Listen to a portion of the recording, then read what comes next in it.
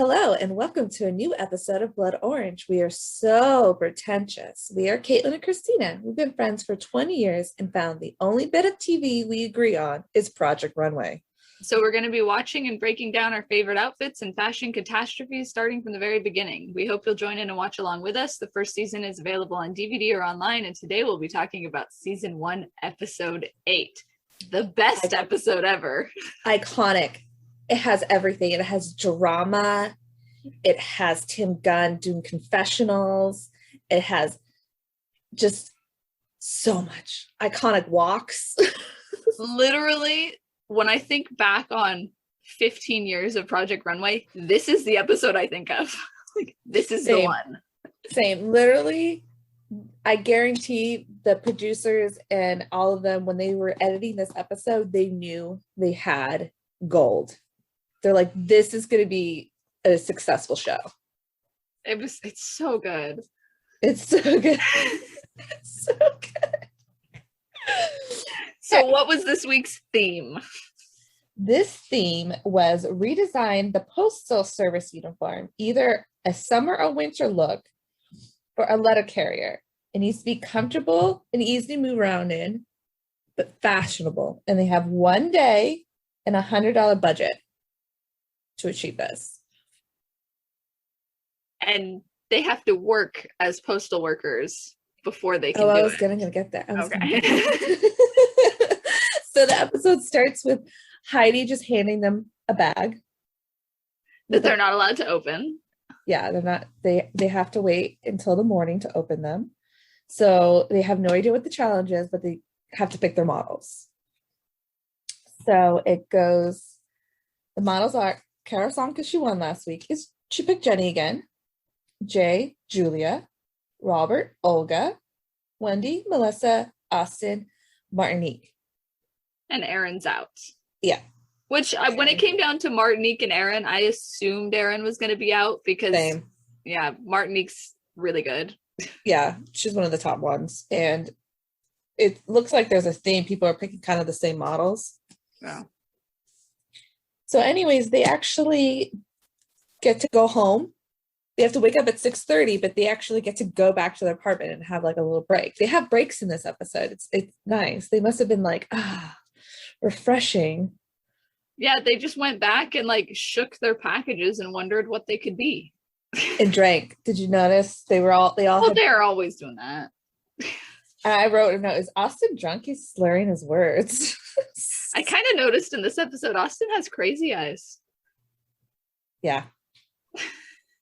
Yeah. Okay, so they have to wake up at 6:30, and I loved Austin. It's Christmas morning. They got to open their presents. And they were all postal uniforms. Yay! I liked that they were all different uniforms that almost kind of showed each designer's personality a little bit. Yeah. Of course, they were going to give Austin, the shorts and the high socks. He looked great in his uniform. He looked adorable. He did. He said he looked like a little boy, and I kind of see like it was like a Cub Scout uniform they put him in. Yes, that's so spot on. So they all have to go to the post office in New Jersey. And they are put onto teams. So one team is Robert, Jay, and Karasan, and the other is Austin and Wendy, and Austin is sad. Very disappointed. Oh, Wendy, you did it to yourself. Well, you did it to yourself. Yeah. See, I was thinking about this because when Wendy and Austin got put together, it kind of flashed back to her criticizing Austin and saying he's a bad leader and all that. And then she did that in the last episode to Kevin, and that's become like her thing. That's what she does. Mm-hmm. She goes after whoever's the leader. They're the ones that, yeah. You know what's funny is I went back and listened to like our first like 2 episodes or something like that the other day. And we were talking about how manipulative Wendy is. And that's what we were talking about last week. And like, she's been in from the beginning. She was the one that from the very beginning, she was like, I'm going to do anything I can to win. Even if I have to turn people against each other, I'm going to do it and all that. But then in this episode, it kind of goes against her because everyone else has figured that out. And she's like, her feelings are so hurt that no one's on her side. Did it to yourself, girl. Like, did it to yourself. She did. Okay, and then I wrote down my favorite line. It was when Jay called Robert a dog. Yes, I wrote that. Robert is a horny monkey dog. I wrote it down too. It was our name. That should have been our name. That would have been a terrible podcast name. I know. We would get people like, ooh, what's this? And they'd be like, what the runway? So after the horny monkey dog scene, Kara-san, Jay, and Robert are all talking about Wendy, basically saying what we just said. Yeah. And they also comment that she didn't feel bad about what she did to Morgan, which I guess means the rest of them did feel bad about it. And I was kind of surprised that the rest of them were like regretful that Morgan was out, even though she caused so much drama. Like they all felt bad that Morgan was out. No, I think they felt bad about just like we said last week about how she did it. Yeah, true. Like she legit made Morgan think she was going to get picked. Yeah. And I think that's what they're saying. Because they were all there. Yeah. All right. And then they all go back. Wendy's all sad by herself. And then she notices that her daughter's picture has a mustache on it. Someone's drawn a mustache on her daughter's photo. Immature thing I have ever heard in my life. And I fucking love it. Which connects to last week's episode, because the only piece of gossip I could find about Kevin online was that he drew the mustache. Yep, he did it. He admitted to it. So quiet and timid too. That was like his last bit of revenge. She deserved it. I was a bad leader. Fuck this bitch. And fuck your daughter mustache. She goes on to have like a real breakdown about that photo getting drawn on, and she blames all the other designers that are there. And then she complains that there's no one that's looking out for her or wants to take care of her. But then she says, I know that. She adds with, I know that. Yeah. But I mean, I don't think she should be surprised by that when she's the one that's kind of started a lot of the drama for the entire season. I remember when I watched it, I was thinking to myself, I'm like, man, if I was that bitch and someone drew up my kid's photo, I would be laughing. I'm like, I get that she's sort of upset because, this is back in the day, and she said she didn't have the negatives. Because like now you just print a new one, but it's one photo. You probably have thousands of photos of your daughter. Like, no, but I miss doing that in yearbooks. Do you? I think you doodled in my yearbook on top of people. I have one of mine has like devil horns on different faces. I remember doing it with Daniel. Probably. It's some mean stuff. I know. We should shout out Daniel because he actually listened to our podcast. I know. Shout out to Daniel. You know what? I was thinking we should do the finale with him and get his. We should. He thought it was a gardening podcast, apparently, before he started listening. Do I look like I garden? That's what I said. About. I'm like, Caitlin doesn't have a garden. Oh, I love your shirt. It seemed like the right week to wear it. Yeah. Free Britney. We'll talk about that later because that's not part of our podcast, but we could say Free Britney. Everyone agrees. Free Britney. But I meant like we'll talk our opinions. Free Britney. Okay. And then Wendy freaks out, and I loved Robert's face. He was just like, what? He looked so confused. Then the second best part happens with Tim Gunn and Wendy. Yeah, he actually, this was later in the series, Tim Gunn, his advice becomes iconic, but up until this point, he's given very vague or not much advice at all. And this time he feels like he really needs to talk to Wendy about her postal service uniform. Yep. he says that Michael Kors says her looks are dowdy. And they're dowdy. They are. They have, it's the first one. The first one was extremely sexy. Oh, the Barely there. yeah, I can't even remember that. The not Mardi Gras, Carnival one. Yeah. And now, yeah, and then she's been dowdy ever since. And but as he's telling her this, he's holding this shoe that she wants her model to wear. And I think I cut it out of the last episode because we used so many people's names that I just cut half the episode away. But those are the shoes you were talking about wanting to hand out to naked people at Burning Man, weren't they? Wasn't it those kind of shoes? Yeah, I wanted to spray paint them silver and call them moon shoes. You want some moon shoes? Anyway, so he's irritated with Wendy because she wants to have her model wear these absolutely hideous shoes. And he says to her, "Don't defend the shoe to me." Yes, that's what I wrote down. I do not defend the shoe to me. Oh, I loved him then. If I was covered in tattoos, I would totally get that tattooed on me. Don't defend that shoe.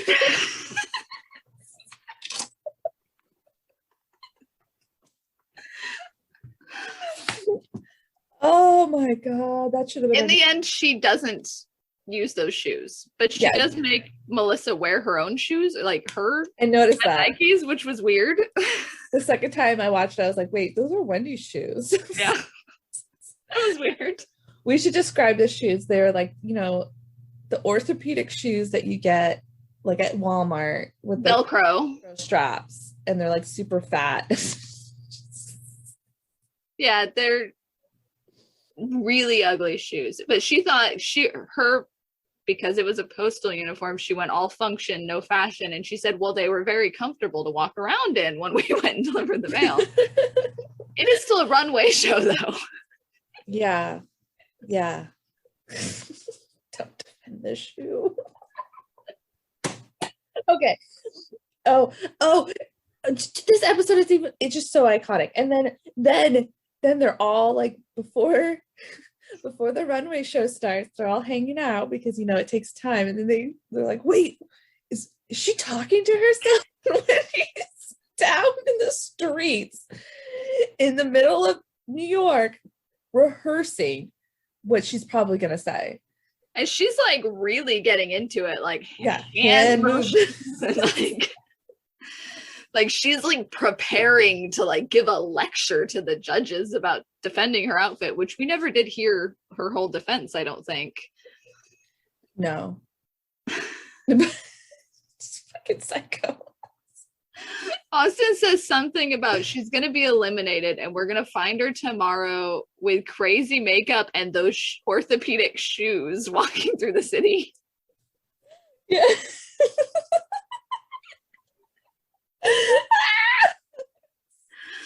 Guys, everyone watch this episode. It's so good. The best episode. Okay, and then they get the news that Julia can't get there until 5 p.m. Of course. Do you think that was planted or if that was real? I don't see any reason why they would have a model not show up. Yeah, and I looked everywhere. I could not find a reason why she wasn't there. And some people on Reddit were saying that, oh, they think it was staged. I can't think of a good reason they would stage it. Yeah, I can't think of a reason why they would pick Jay to do it too. Yeah. If it had been Wendy, it would have been to push her to her breaking point. But done that, oh my God. Could you imagine what she would have done? And nobody would have stepped up to help her. No. But like Jay is fairly well liked at least among the designers. I assume he is among the producers too. He doesn't seem like he's high maintenance. Yeah, so I'm assuming it was like a family emergency. Yeah, something. Or she had another modeling job and it paid better than Project Runway did. First season. That's true. But anyways, apparently Austin and Julia have the exact same body shape. Go figure. And I think that's another reason why people said they think it was staged, because why did it fit him so well? It fit him perfect. It did fit him perfect. It fit him perfect. For those who don't know, Austin steps up and models on the runway for Jay, and it's iconic. It is. I like before he chose Austin, Jay was sitting outside smoking, kind of just shouting to the sidewalk at large, does anyone want a model for me? I can't believe I forgot that the first time he says it, does anyone want a model for me? And Could you imagine, like, not knowing what Project Runway was, not having any idea who he is, walking past, and just this crazy looking guy going, who wants to come model for me? I would have done it. You'd get murdered. No, if I saw cameras on him, I'd be like, oh, okay, let's go do it. Not with no cameras. I'd be like, no. But I'd be like, oh, there's people around. Let's do it. Let's see what happens. Would you do it? I think I would assume I'd get murdered. It doesn't take much to hire someone to hold a camera. No. If they were like, this is for a show, Project Runway, blah, blah, blah. Like, okay, let's go. Let's have my 15 minutes of fame. Let's do it. No one takes him up on it. Yeah, no one does. Same with Kara-san, because she did it in the first episode. Yeah. I'd have been more trusting of Kara-san when she's running up to people than Jay just like slouched over with his cigarette looking like a hippie, I guess. Just shoveled. Yeah. Anyways, okay, so finally we get to the looks. Even though I loved the episode so much that I didn't even have to see the outfits. Seriously, they could have just this could have been a normal reality show where we just see behind the scenes without the show, because it was so funny. But they did finally do the runway show. Okay, so first is Wendy's. It just looks exactly the same. It's just more fitted. It's just a postal uniform, and she made Melissa wear her shoes. Yes. Melissa did defend the outfit and said that she felt very cool, like temperature-wise. It made her look 40. I was gonna say older, but not in a good way, because she is 16, but like older in a bad way. She looked 40. And Michael, of course, called it farty. Yes. Spot on. Yeah. Spot on. Austin, I personally loved it. But I love a cape. I was gonna say, who doesn't love it with a matching hat? Who doesn't love it? Yeah, I mean, the uniform itself was kind of basic. I don't really like the knee length shorts, but I think all the shorts they did today were knee lengths. Mm-hmm. That's just sort of the postal go-to, I guess. Yeah. But I mean, cape. Yeah. And then Nina Garcia said Little Red Robin Hood. Little Red Riding Hood. Is that what? Riding Hood. Okay, sorry. I haven't read Little Red Robin Hood? You're mixing your fairy tales. You're gonna have to go read to Everett. That's funny. I actually read a Mickey Mouse version of that last night. I should have known better. Okay, next is Kara-san. Loved it. Fashionable, functionable, everything. It was cute. It was very cozy. I liked the hat and the vest. I didn't like the drawstring pants. They just look like pajamas to me. Like, I think I would just feel lazy and like going to sleep in those. I would love to have a uniform that I could just go to work and come back and go to bed. Yeah, I don't know. Well, for one, after walking around the streets of New York, I don't know you'd want to wear them into your bed. No, you're right. Oh, God.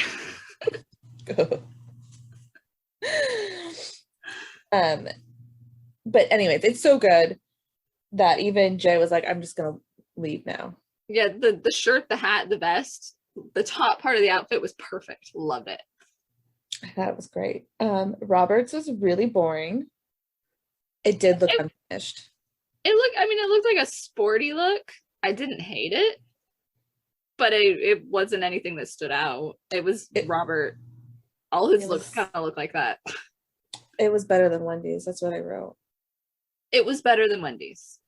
Yes. And then Jay, I liked Jay's. It was stylish but functionable. I loved the sweater. I'm not sure. Perfection. I'm not sure about a turtleneck, just because I think after hours in a turtleneck, it might get annoying. But I loved the pants. See, if I could put Karasan's top with Jay's pants, perfect outfit. Same in with the boots. I liked the styling of the boots with those pants. Yeah. I liked the giant logo on the back of that sweater. It looked really good. Loved that. And obviously, Karasan wins. Of course. Literally, no one. I mean, they said that Jay was a very close second. Yeah. And everyone else's sucked. Yes. And I should mention, I forgot to mention in the beginning that nobody's safe after this point. So Karasan doesn't have an automatic win. Oh, I didn't realize, but that makes sense since we have one more episode and then the final, right? Yeah, they said it wouldn't be fair because that person would automatically be in the top 3. Yeah, that wouldn't be fair. Yeah, so no one's safe. Oh, and Karasan was even safe this challenge. And she won again because she won last week. Yeah. Karasan's the one to beat right now. How did she not win? Spoiler warning. We all know who won. I don't remember who's the top 3, so I'm excited to find out. But I think I know who the top 3 is. Me too. But I don't know for a fact. Me too. I think I know. And I'm kind of disappointed. Okay. So the bottom was Robert, Wendy, and Austin. Yep, but Austin was safe, thank God. Because I love Austin. Yeah, I'm already looking forward to him coming back for the when is the All-Stars? I think it's season 4 or season 5. They only did 3 seasons and then they did an All-Stars? I don't know. Maybe it was season 5. When did he come back? Yeah, look it up. I felt like there was more seasons before the All-Stars.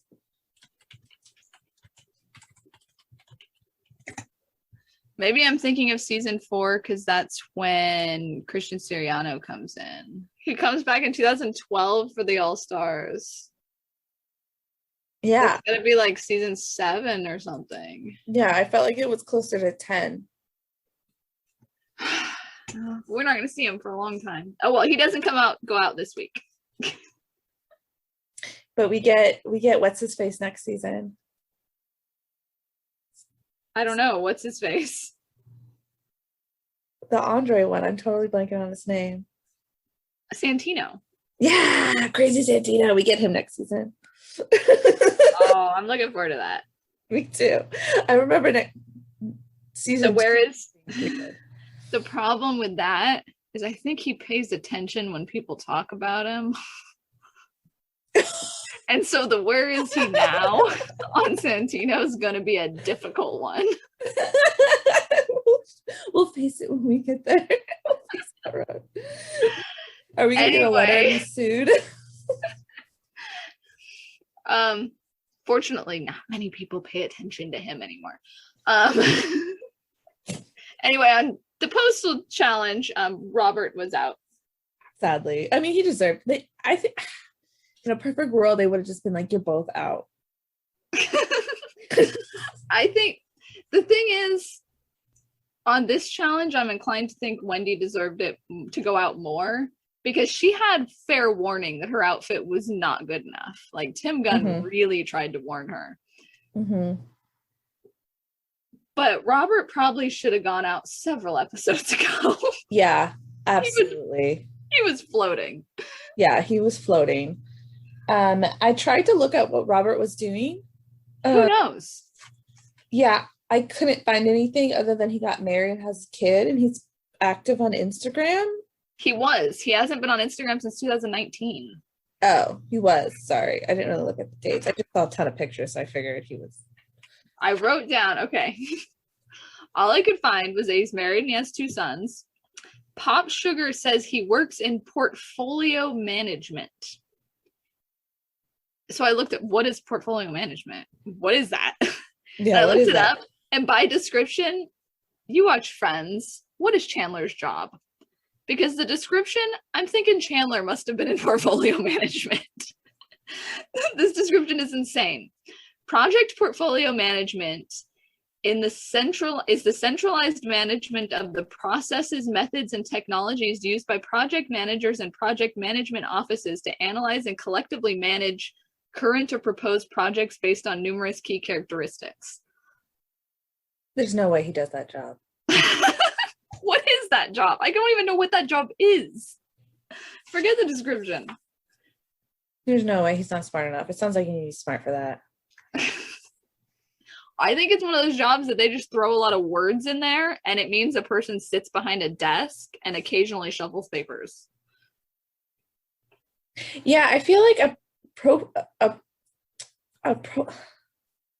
what's it called again?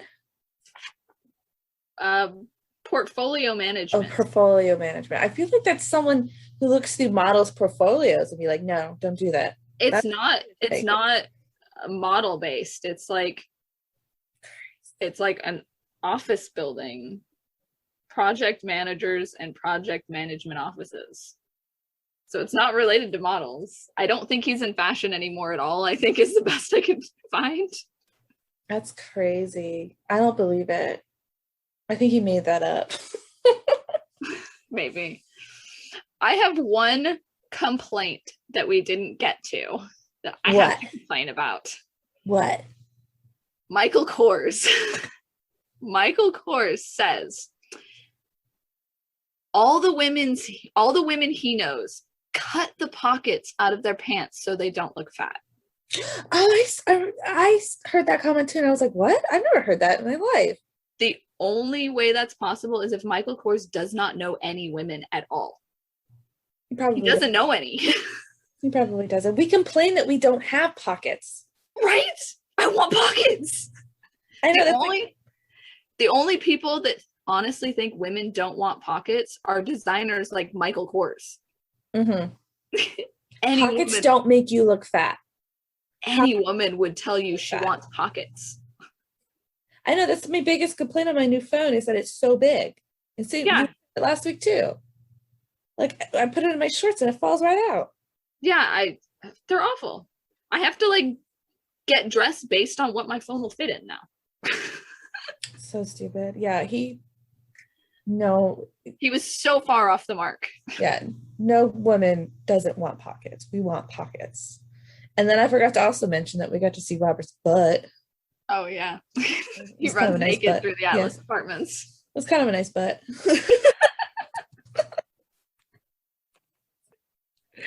I was like, ooh.